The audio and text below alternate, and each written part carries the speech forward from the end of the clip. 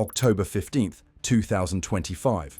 Ukrainian Special Forces eliminate Lieutenant Vasily Marzoyv, son of a senior Russian commander accused of war crimes, in a precision strike 50 kilometers behind enemy lines.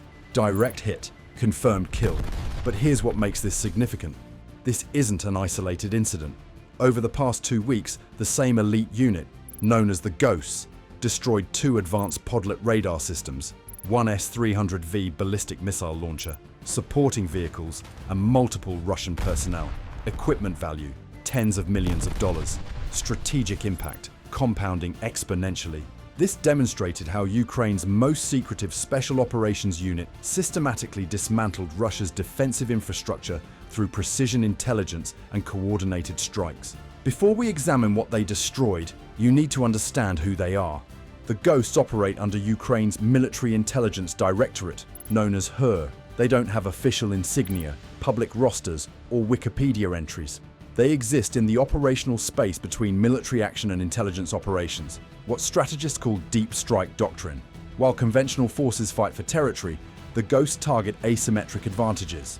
Their methodology is systematic. Identify critical nodes in enemy defensive architecture, conduct surveillance, confirm targeting data, strike when vulnerable, then move to the next objective. They don't just destroy individual pieces of equipment, they degrade entire defensive networks, creating cascading failures that compound over time. Remove the right pieces, and your opponent's entire defensive structure becomes compromised. These operations from the 2-week period demonstrated they executed this doctrine effectively. The Marzoyv operation. Let's start with the Marzoyv operation. October 15th. Location: Plavny, 50 kilometers south of Zaporizhzhia. Ukrainian reconnaissance had been tracking a Russian drone operations hub where operators coordinated strikes against Ukrainian positions. Among those operators was someone strategically valuable: Lieutenant Vasily Marzoyv, son of a senior military commander accused of war crimes in occupied Ukraine. The targeting cycle would have followed standard special operations protocols. Surveillance teams likely spent weeks building pattern analysis. Arrival times, departure schedules, routines, vulnerabilities. Multiple intelligence sources would have confirmed identity, location, and optimal strike timing before authorization. The Ghosts provided precise coordinates for a KAB-guided aerial bomb delivered by supporting assets. This distinction matters. The Ghosts handled target acquisition and confirmation, while conventional forces provided weapons delivery. This demonstrates the level of coordination between intelligence, special operations, and conventional military branches. The strike footage released by HER shows the operational reality. Targeting reticles lock onto the position. The munition descends. Impact is immediate and complete. What makes this operation significant extends beyond one successful strike. It reveals Ukrainian capability to conduct intelligence-to-strike cycles against specific individuals in contested territory. This requires reliable surveillance networks, real-time communications in a contested environment, rapid decision-making authority, and precision delivery systems working in coordination. For Russian personnel operating in supposedly secure rear areas, this creates an operational problem. Nowhere is guaranteed safe. Not communications hubs, not command posts, not even individuals believed to be beyond Ukrainian reach. The broader campaign: radar and air defense systems.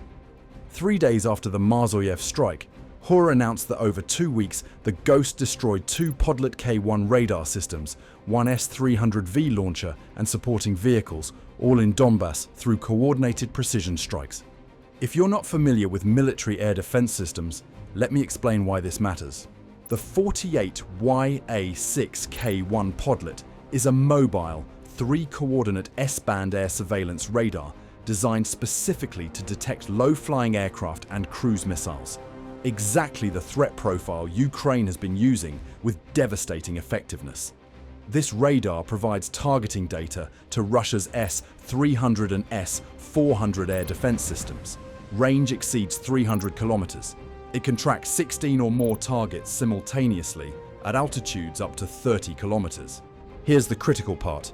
Without these radars providing targeting data, Russia's S-300 and S-400 systems lose situational awareness.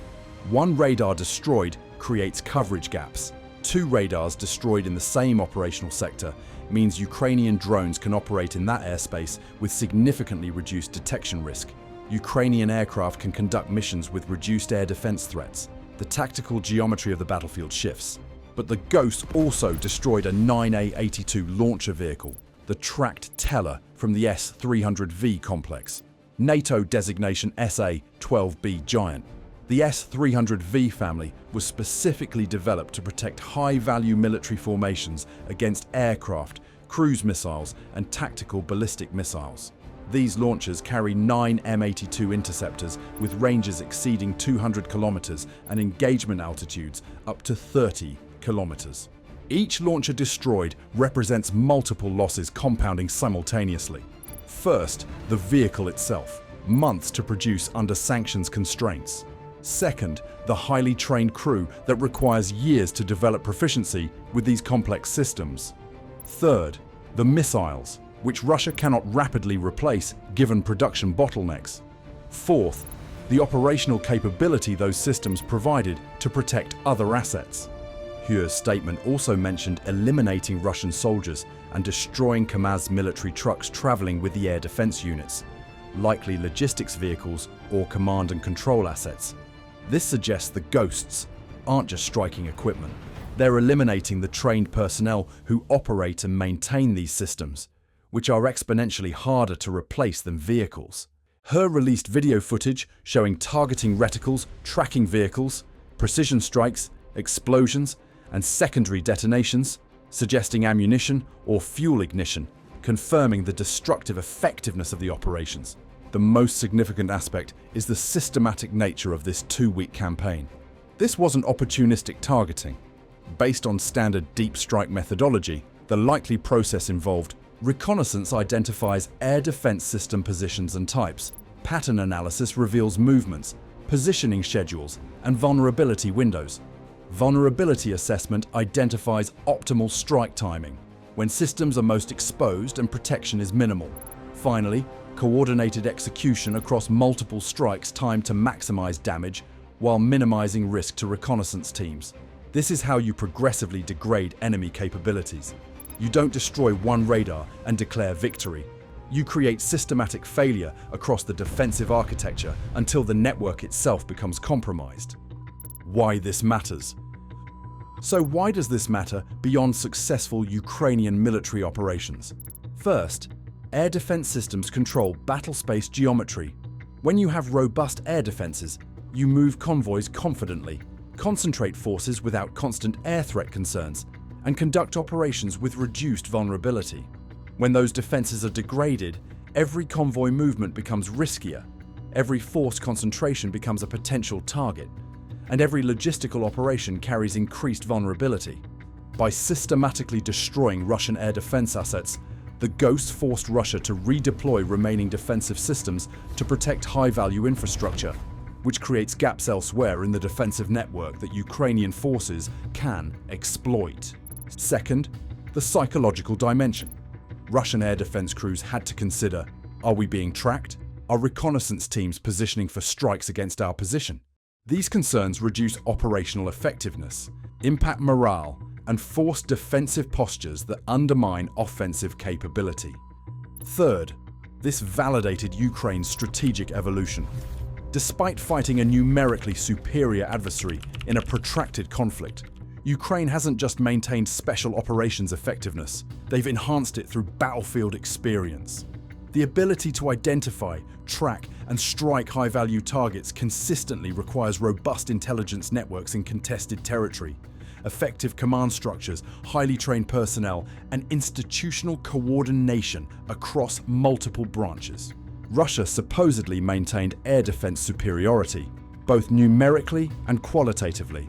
Yet Ukrainian forces are repeatedly striking these systems with precision. This suggests either technological limitations in Russian systems, operational failures in deployment doctrine, or both. For Russia, this represents a fundamental problem. You cannot sustain offensive operations if rear area positions remain perpetually vulnerable to elite strike teams. Strategic significance. These operations represented something strategically significant. Ukraine transitioned from defensive operations to offensive targeting of Russian capabilities deep in occupied territory.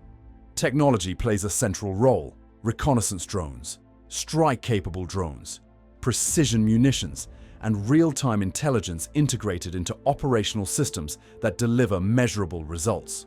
But the most strategically significant factor is that Ukraine's intelligence architecture maintained effectiveness through years of intensive conflict. The ability to execute these operations consistently at this tempo doesn't happen by chance.